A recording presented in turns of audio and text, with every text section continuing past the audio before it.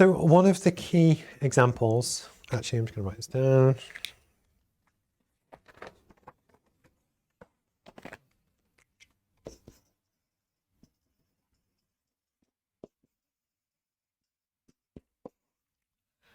So one of the key questions I always get asked, and if we operate in the same kind of network or building or whatever, I won't lie, I do work quite hard. And one of the questions often comes in is that how do I balance running the roadmap stuff, and it's in 23 countries, and doing stuff for customers and creating the content and doing the live streams and the classroom sessions, which is kind of a full-time job, with I have 4 now retained clients as a management consultant that pay me every month that I do a lot of work for. And how do I fit it all in?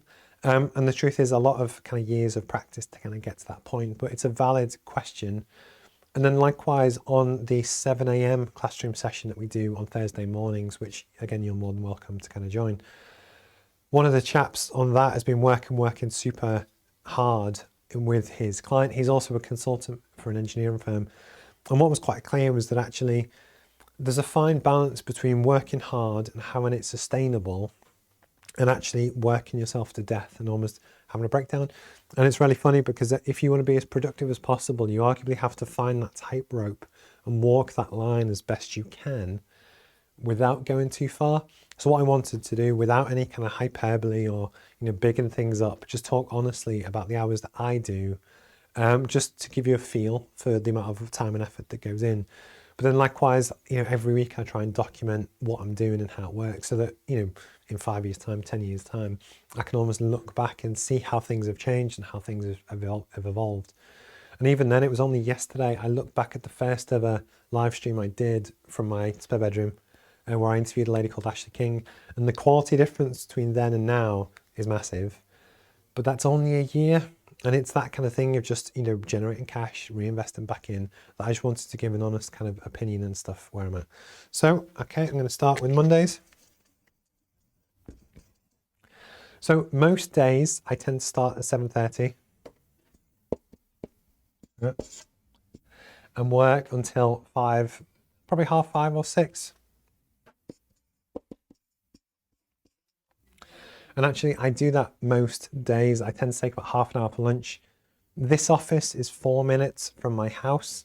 I knew, because what I've tried to do is get really efficient with my time, is actually, although I work out, and I'll tell you, the answer, but 50, 60 hours a week, within that time, I'm very efficient. So I actually think that I get probably twice as much done per hour as a lot of people, but actually I don't lose time commuting and a lot of the stuff as well, which kind of would otherwise get in the way.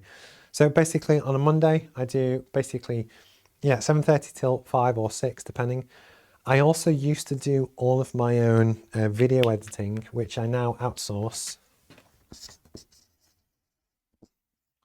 which is 2 hours I save through a really great chap called David Winter, edits my podcast videos for me. But the point is, I used to do maybe 7 till 7, and I was really working hard to get the interviews out on the same day, but it wasn't sustainable. And still on Mondays, that's give or take a 10-hour day. On Tuesdays, so Tuesdays is interesting because that's actually my longest day. Again, my standard day is 7:30 till say 6. But then I go home, I eat, I have something to kind of just relax and stuff. But I also do a classroom session on Tuesday nights, which is 8 p.m. UK time, and all the global times are on the website. But then I come back 7:30 to 9 p.m. So actually I'm doing a big day on Tuesdays, because in some ways I'm doing 7:30 in the morning till 9:30 at night, which in theory is 14 hours. But actually I still have a break for lunch and I go home to eat. But basically that works out to give or take 11 and a half, 12 hours. That's actually my kind of toughest day. I like to run through this because it's the honest answer of how I kind of do it. On Wednesday, I leave the house at 7, travel, get to the client for 8. I tend to then do 8 till 5 at the client. And then I travel home until about 6.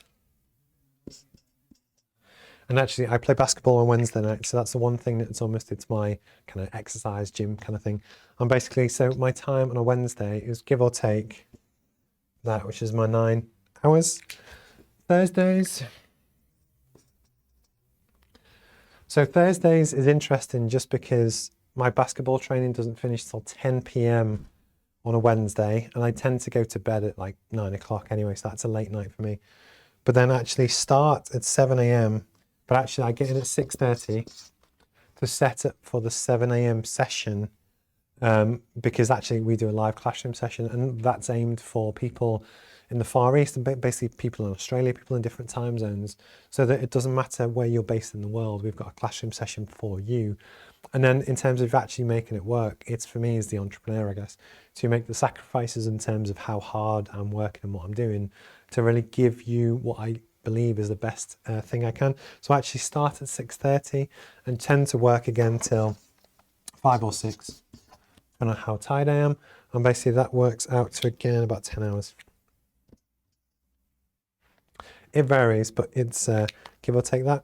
And then Friday is about the same, which is about 7:30 till 5 or 6, depends what I'm doing, which is give or take 9 or 10 hours. So that is a pretty full week, and I won't lie, it is tiring. So right now when I do the stream, I'm kind of here. So I'm mostly through the week, and it's been tough and I've been working hard. But the other thing that most people don't often see about entrepreneurs or people that run their own business or is that kind of thing is also on Saturday and Sunday. I do 3 hours on both. So basically, it's not always 3 hours, sometimes it's a lot more, but that's where I'm working on my own personal project. So basically, I always make time for my own stuff on weekends. And basically that adds up to give or take 55, 60, 65 hours a week, which I do on a regular kind of basis. But that doesn't account for a lot of the thinking time. So even when I'm watching Game of Thrones or I'm on the internet or YouTube or whatever, it's always been open to ideas that actually in some ways you're working all the time just because it's your baby, you're trying to do it. But actually just through being a lot more experienced and as you get further through your career, you learn that you can do stuff quicker now than I could say 3-4 years ago. So actually, although this is in total, say 60 hours a week, I think I can probably do 100, 120 hours worth of work of what a more junior person could do, just because I don't have to ask for supervision. I know what I'm doing. But actually, this is how you can get really productive in terms of the business that you run and the amount of clients that you can handle, because what it means is that the more stuff you can do, the more money you can make. The more money you can make, the more you can reinvest back into the business to help accelerate it quicker. And what that allows you to do is build a much bigger business faster. But it is hard work, so I won't lie that this does kind of take my toll on me as, kind of per week. But the thing that I wanted to kind of talk about is that for me, and it's going to be in version 2 of the book, is that you always have to be careful not to burn out. Because essentially, if you have, I'm just going to draw over the top of that. Actually, no, I'll go on a new page.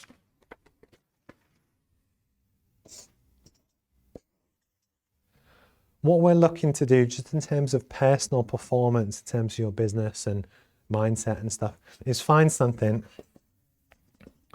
which is a high level, but it's sustainable, that actually you could probably keep doing it forever if you really wanted to.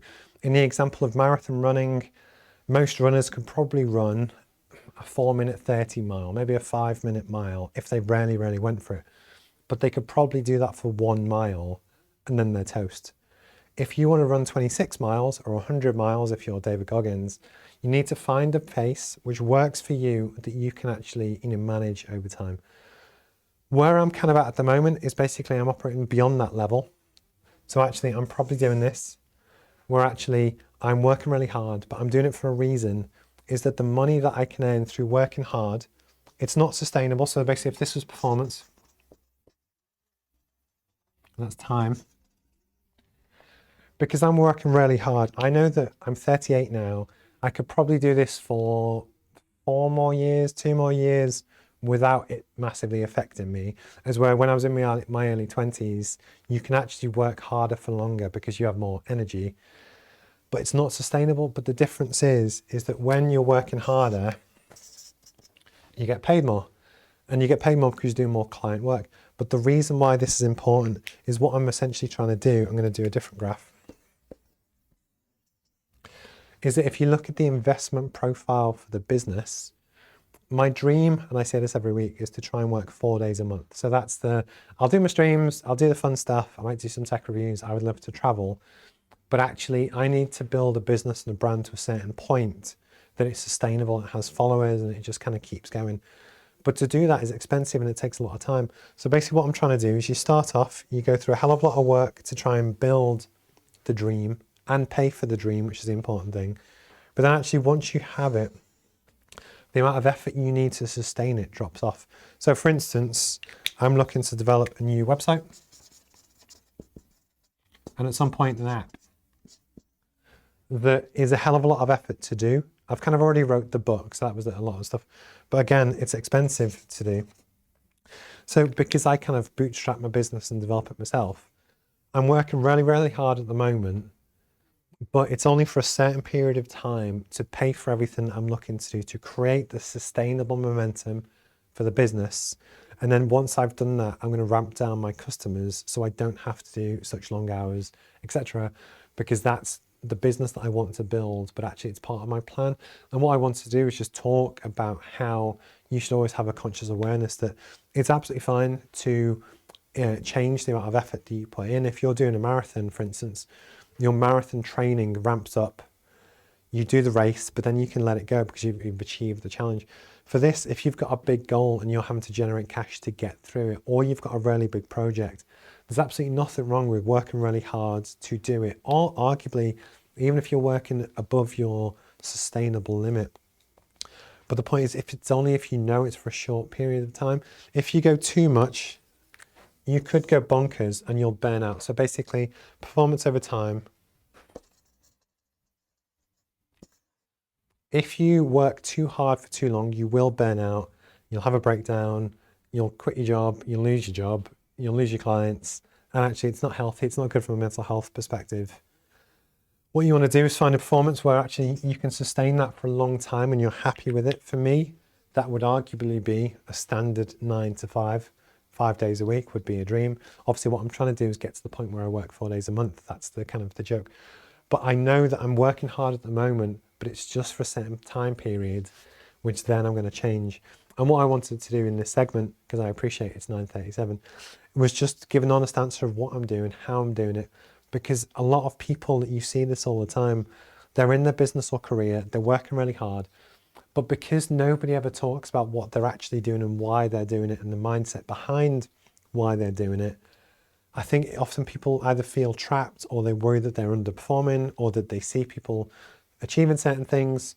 But the honest is, if they're only doing 20 hours a week, or if it's a side hustle, 5 hours a week, there's a big difference between someone doing 5 hours a week and what you can achieve, and someone doing the equivalent of 100 hours a week or 60 hours a week, but getting very good at what they do.